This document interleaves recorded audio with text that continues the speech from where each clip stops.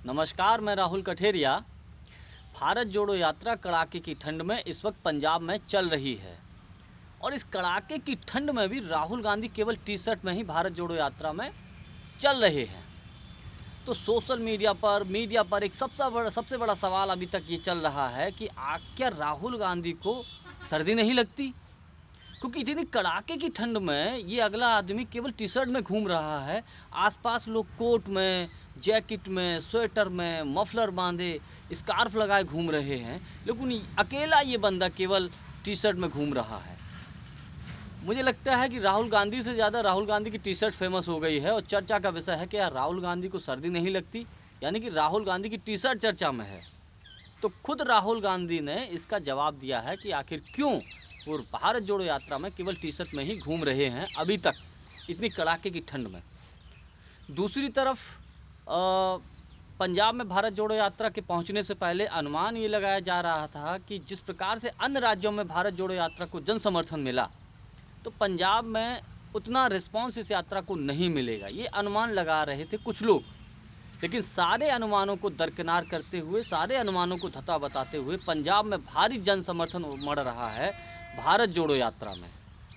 इसी पे मैं चर्चा करूंगा, लेकिन उससे पहले यदि आपने अभी तक हमारे YouTube चैनल राहुल का अड्डा को सब्सक्राइब नहीं किया है तो सब्सक्राइब कर लीजिए, घंटी के बटन को दबाइए, ऑल पर ज़रूर क्लिक कर दीजिए। बात करते हैं राहुल गांधी की टी शर्ट को लेकर। तो राहुल गांधी ने खुद जवाब दिया है कि क्यों आखिर इतनी कड़ाके की ठंड में वो टी शर्ट में घूम रहे हैं। राहुल गांधी ने बताया कि जब वो मध्य प्रदेश में भारत जोड़ो यात्रा निकाल रहे थे तो 3 छोटे छोटे बच्चे उनके पास आए। कपड़े उनके फटे हुए थे, लेकिन इसके बावजूद वो कड़ाके की ठंड में कांप रहे थे। तो उन्होंने उसी वक्त प्रण कर लिया था कि जब तक वो खुद कड़ाके की ठंड में इसी प्रकार से नहीं कांपने लगेंगे तब तक वो स्वेटर नहीं पहनेंगे, कोई गर्म कपड़ा नहीं पहनेंगे। राहुल गांधी का ये जवाब सुन के आप यकीन मानिए पूरे देश में जो लोगों की एक छवि थी राहुल गांधी के लिए, उसमें बहुत अधिक पॉजिटिव बढ़ोतरी हुई है। लोग कहने लगे हैं कि यकीनन नेता होना चाहिए तो ऐसा होना चाहिए। राहुल गांधी ने कहा कि जब उन बच्चों को स्वेटर मिलेगा तब राहुल गांधी स्वेटर पहनेगा, यानी कि जनता के दर्द को जो नेता समझे।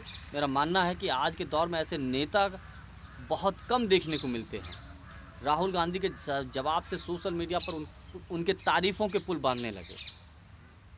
तो मुझे लगता है आज की राजनीति में ऐसे इस प्रकार के उदाहरण बहुत कम देखने को मिलते हैं।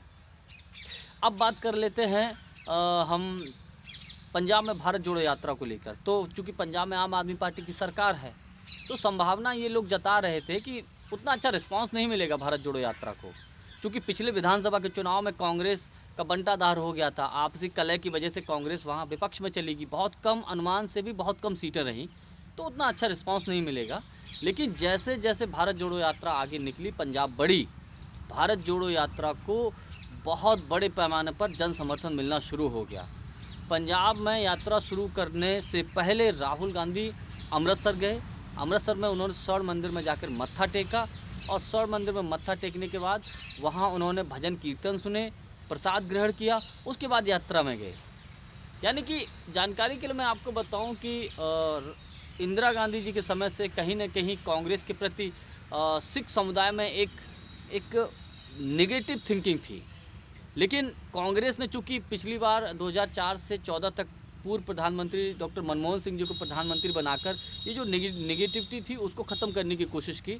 और जब तब राहुल गांधी जी जब जाते हैं पंजाब में तो स्वर्ण मंदिर जाते हैं, तो ये जो नेगेटिविटी है उसको ख़त्म करने की कोशिश की है।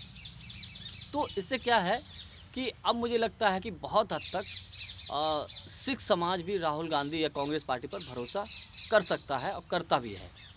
उसी का ये उदाहरण है कि पंजाब में भारत जोड़ो यात्रा को भारी जन समर्थन मिला है, वरना ऐसा नहीं होता।